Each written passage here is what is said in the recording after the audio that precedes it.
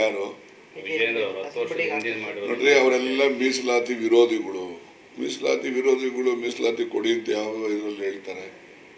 ಅವರೆಲ್ಲ ಮೀಸಲಾತಿ ವಿರೋಧಿಗಳು ಹೌದಲ್ವ? ಹೇಳಿ, ಮೀಸಲಾತಿ ವಿರೋಧಿಗಳು ಅದನ್ನೇ ಹೇಳೋದು. ಸಾಮ್ನೂರು ಶಿವಶಂಕರ್ ಕೂಡ ಅದನ್ನು ವಿರೋಧ ಅಂದರೆ ಬೇಡ ಅನ್ನೋಂಥ. ನೋಡಿ, ಬೇಡ ಒಪ್ತೇನೆ, ಯಾವ ಕಾರಣಕ್ಕೆ ಬೇಡ ಹೇಳ್ಬೇಕಲ್ಲ. ಈಗ ಬೇಕು ಅಂತ ಇನ್ನೊಬ್ರು ಹೇಳ್ತಾರೆ, ಅವರು ಯಾವ ಕಾರಣಕ್ಕೆ ಬೇಕು ಅಂತ ಅವರು ಹೇಳ್ಬೇಕಲ್ಲ. ಅದರಿಂದ ನೋಡಿ, ಪ್ರಜಾಪ್ರಭುತ್ವ ವ್ಯವಸ್ಥೆಯಲ್ಲಿ ಎಲ್ಲರೂ ಕೂಡ ಅವರ ಅಭಿಪ್ರಾಯ ಹೇಳಲಿಕ್ಕೆ ಅವಕಾಶ ಇದೆ. ಅವರವ್ರ ಅಭಿಪ್ರಾಯ ಹೇಳಿ, ಎಲ್ಲ ಅಭಿಪ್ರಾಯಗಳನ್ನ ಪರಿಗಣನೆಗೆ ಮಾಡಿ ಅಂತಿಮ ನಿರ್ಣಯ ಸರ್ಕಾರ ತೆಗೆದುಕೊಳ್ಳಿ. 10 ವರ್ಷ ಆಯ್ತು ಇದು ಹಳೆ ಅಧ್ಯಯನ ಆಗಿ, ಹೊಸದಾಗಿ ಮಾಡಲಿ ಇರ್ಬೋದು. ಅದು ಏನು ಸರಿ ಇಲ್ಲ ಅಂತಲ್ಲ, ನಾನು ಒಪ್ತೇನೆ. ಅಂದ್ರೆ ಅವ್ರು ಹೇಳಿದ ಡಿಮ್ಯಾಂಡ್ ಒಪ್ಪಿದ್ದೀನಿ ಅಂತಲ್ಲ, ಆದ್ರೆ ಕೆಲವು ಪಾರ್ಟ್ನರ್ಶಿಪ್ ಫರ್ಮ್ ಸ್ಟಾರ್ಟ್ ಮಾಡಬೇಕಾ ಅಥವಾ ಪ್ರೈವೇಟ್ ಲಿಮಿಟೆಡ್ ಕಂಪನಿ ಸ್ಟಾರ್ಟ್ ಮಾಡಬೇಕಾ? ಕನ್ಫ್ಯೂಷನ್ ಯಾಕೆ? ಒಬ್ಬ ಎಕ್ಸ್ಪರ್ಟ್ ಜೊತೆ ಮಾತಾಡು. ಎಕ್ಸ್ಪರ್ಟಾ? ಎಲ್ಲಿ? Boss Vala. B the boss. ನಮ್ಮಲ್ಲೂ ಕೂಡ ಈಗ 10-15 ವರ್ಷದ ಹಿಂದೆ ಮಾಡಿರೋದು.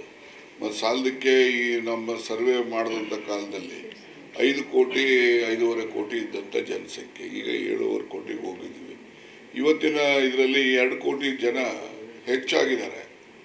ಈಗ ಅವ್ರ ಸರ್ವೆನಲ್ಲಿ ಬಂದಿರೋದಿಲ್ಲ ಅವ್ರದ್ದು.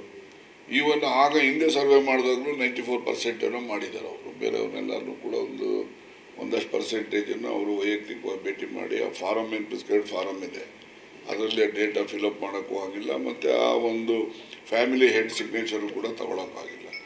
ಅದರಿಂದ ಈಗ 2.5 ಕೋಟಿ ಜನ ಅನ್ಕವರ್ಡ್ ಇರ್ತಾರೆ. ಈಗ ಸೆನ್ಸಸ್ಸೇ ಪ್ರತಿ 10 ವರ್ಷಕ್ಕೂ ಒಂದ್ಸರಿ ಮಾಡ್ತಾರೆ ಅಲ್ವಾ? ಹಂಗೆ ಇದನ್ನು ಕೂಡ ಇದು ಒಂದು ಬೇಸಿಕ್ ಡೇಟಾ ನಮಗೆ ಈಗ ಸಿಕ್ಕಿದೆ.